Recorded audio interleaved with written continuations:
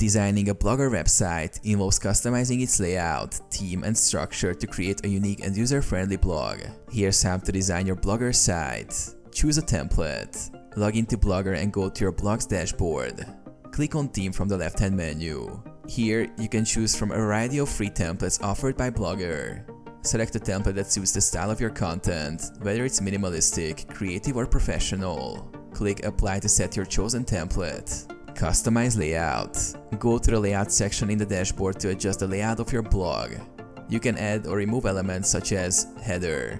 Customize the title, logo, and description. Sidebar. Add widgets like search bars, popular posts, or social media buttons. Footer. Customize footer content or add additional links. Modify colors and fonts. In the theme section, click Customize to change the colors and fonts of your blog.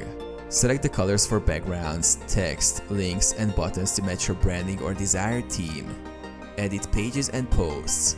Create pages like About, Contact, or Privacy Policy by navigating to Pages. Regularly update your blog posts with relevant content.